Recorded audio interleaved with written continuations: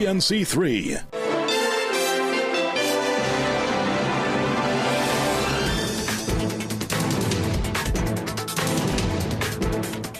Good afternoon and welcome to the Midday News here on CNC3 and the TBC Radio Network. I'm Bhavita Gopal-Chan. Thank you so much for joining us. With the U.S. set to impose reciprocal tariffs by August 1st, 2025, Caricom Chair Andrew Holness stresses the urgent need for the region to prioritize trade diversification, particularly within the Caribbean, despite ongoing talks with the Trump administration. Most Caricom nations are being threatened with a 10% baseline tariff. This can have significant implications for TNT, as exported goods to the U.S. will become more expensive, thus reducing price competitiveness, leading to lower sales. This country's top export to the U.S. is crude petroleum. After announcing the implementation of the tariffs in April, the Trump administration initially paused its implementation for 90 days to allow for negotiations. That pause was set to expire today. However, a further extension has been given until August 1st to give countries more time to strike deals. Holness said discussions between CARICOM and the U.S. government are still ongoing. We have engaged with the U.S. trade representative on this matter, and they have essentially said that after the 9th, then they will re-engage with us for further negotiations. So we are preparing. However, if the tariffs is to be implemented, Holness said CARICOM must move beyond the discussions and treat the situation as an urgent matter. At the closing media conference at the 49th CARICOM conference in Jamaica last evening, the CARICOM chair declared that for the first time, the region is taking very seriously the diversification of the Caribbean single market and economy and the common economy. Holness said CARICOM must overcome inter-island transport and free movement obstacles to take advantage of the region's rich resources. Guyana, for example, Guyana, Trinidad, and Suriname have incredible resources in energy. They have discovered oil. Jamaica has a very strong financial architecture, strong financial markets. Other areas are strong in agriculture and services. At the CARICOM summit, Barbados, Belize, St. Vincent and the Grenadines, as well as Dominica, have all pledged to allow free movement within its territories by October 1st. Criminologist Dr. Randy Sipasat says additional funding has been made available for studying and understanding organized crime in TNT. On CNC3's The Morning Brew program today, Dr. Sipasat said the funding, which was provided by the Inter-American Development Bank, is expected to help law enforcement understand the networks behind organized crime units. He said learning more about the structure, people and institutions complicit in such syndicates can be the first step towards dismantling them for good. People at different levels within the society, within businesses, within other types of institutions. And sometimes it's something that's really hidden from view and in a sense even protected. So it's in a sense it could be and sometimes is the backbone for the crime line. Dr. Sipasat added that enhanced cooperation and coordination was one key takeaway from discussions at this year's CARICOM meeting. So there are a lot of mechanisms across the region for data sharing, for tracking the movement of citizens across the region, for coordinating and cooperating, whether it's with respect to intelligence sharing, joint interdiction operations. He added that as organized crime networks continue to grow and evolve, regional law enforcement agencies must also adapt. Now to this, the National Parents Teachers Association is welcoming the move by government to increase security at schools across the country, beginning with high-risk schools. Fulfilling a campaign promise, Prime Minister Kamala Persad-Bissessar announced on Monday that she has received a list of at-risk schools, and come September, there will be a consistent police presence in a bid to address school violence. Today, NPTA President Walter Stewart said this move is being welcomed by both parents and teachers. So that very soon we expect to meet with the Commissioner of Police coincidental that the Prime Minister on Monday made this remark as well, because we are also due to meet with the Minister of Education. So, of course, those two high-powered meetings would definitely lead the path and the way into the strategy or strategies that are necessary in order to deal with our high-risk, to use the Prime Minister's terminology, the high-risk schools. Now, the Education Minister has provided a list of schools based on the number of suspensions and other incidents. Scarborough General Hospital is currently in emergency mode. The Tobago Regional Health Authority says a sudden surge in patient admissions has left the medical and surgical wards completely full. In a statement last night, the TRHE said the hospital is at full capacity and it can no longer accommodate new patients in some areas. Secretary of Health Dr. Faith Brebnor told the media that there is no indication of an outbreak of a specific virus or disease.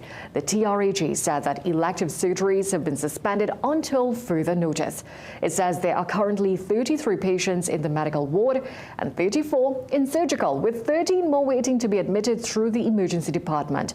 Members of the public are being urged to stay away from the hospital's accident and emergency ward unless their condition is life-threatening. Stable patients are expected to be transferred to the Roxborough Hospital, where a limited number of beds are still available. Now, there's been no official word yet on whether the emergency mode will be extended beyond the initial 48-hour period. Let's take a short break. More news up next.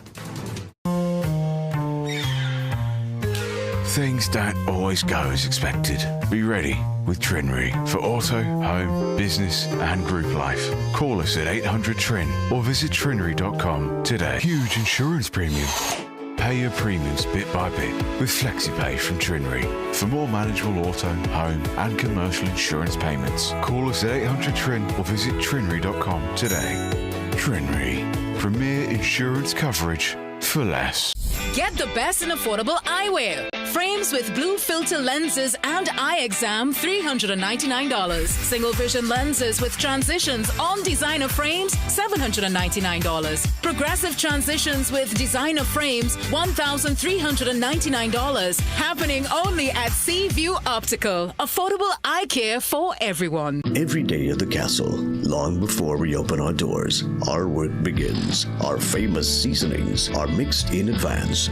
We select our fresh chicken parts and prep our delicious sides. Then we fire up the fryers and rotisserie oven. Everything is made with tasty local herbs, spices, and the same long-loved recipe since 1968. So, when you come in, remember that we uphold our culture and our taste just for you. We are your Royal Castle.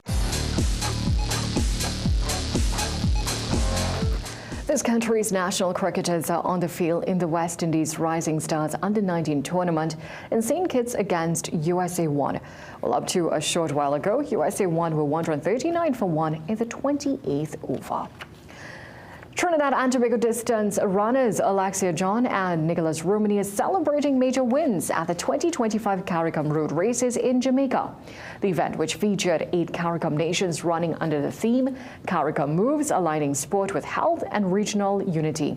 John, who self-funded her trip, stormed to victory in the women's 10K, claiming the Caricom Secretary General's trophy in 40 minutes, 39 seconds. It was great. I was really nervous. I've only been running less than a year. So this is new to me. This is my first regional race at custom racing in Trinidad and Tobago. This is the first time representing my country outside of Trinidad. So I was very excited and nervous.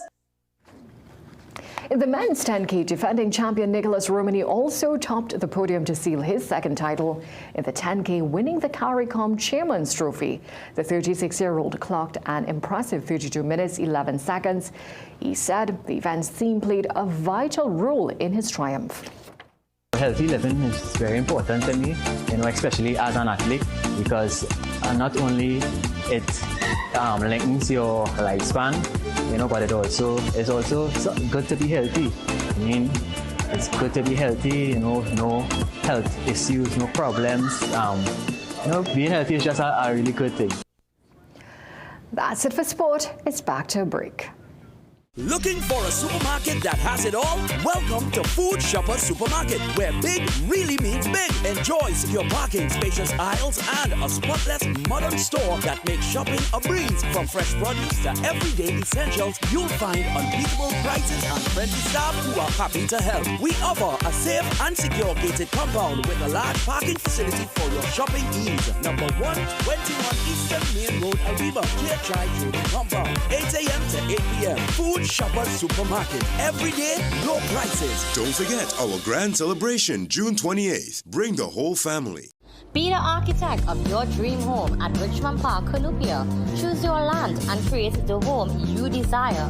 Lots start from 5,000 square feet and homes from 1,700 square feet. First 7 lucky buyers get $50,000 off your purchase. Use up to $25,000 towards your down payment. Richmond Park, where home isn't just a place, it's a feeling. Prices range from 1.8 to 2.4 million. Madras Main Road, Columbia. Call 355-7703.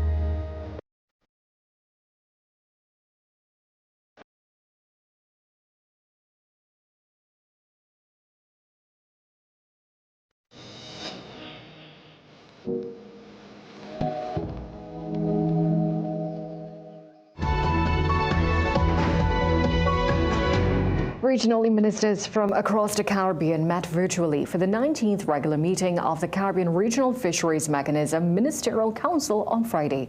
Angola's Minister of Economic Development, Kyle Hodge, was elected chair and vowed to improve safety, health and fair working conditions for over 500,000 people working in the region's fisheries and agriculture sector. The council approved a new environmental and social safeguard policy and a regional biodiversity strategy, while also tracking illegal fishing and threats to Caribbean seafood trade. They will reconvene in October in St. Kitts and Nevis. Internationally, the catastrophic flooding in central Texas has killed at least 110 people, making it the deadliest freshwater flooding event in the United States since 1976. CNN has more. Texas Governor Greg Abbott toured much of the area devastated by last week's deadly flash flooding on Tuesday. Primary job right now continues to be locating everybody who was affected by this flood. There still remain those who are missing.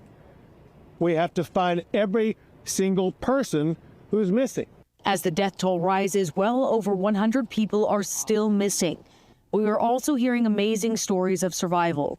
Erin Burgess says she received no official warning about flooding Friday morning before finding herself in waist-deep floodwater as water rushed into her home. We tried to get to high ground, but we floated. My boyfriend and my dog went one direction. My son and I went another direction, where we got stuck on a tree. More than an hour later, unbelievable relief as the family was reunited, safe and alive. I just hugged them. I screamed. I hugged them. Among the search for survivors are those looking for beloved pets. The nonprofit shelter Austin Pets Alive has rescued more than 150 animals since the severe flooding event. This dog, named Superman, was found by the group on a pile of debris. Unfortunately, his human didn't survive.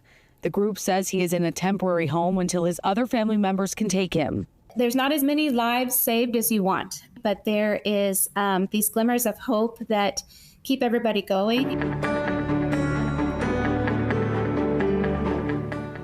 Time to check in with Jean-Marc Rampersad for the weather forecast. We had widespread showers over both islands this morning, with some becoming heavy at times over Trinidad and an isolated thunderstorm between central and northwestern areas. Now, these showers are expected to continue this afternoon with gradual improvement by this evening. Some drier conditions are in the forecast for tonight and tomorrow, but the Saharan dust is expected to return to a moderate concentration at least until the next rainfall event at the end of this week. Well, thank you so much for joining us for a look at the day's developments so far. We'll have these stories and so much more coming up for you in a major newscast at 7 p.m. today. Until then, have a great day.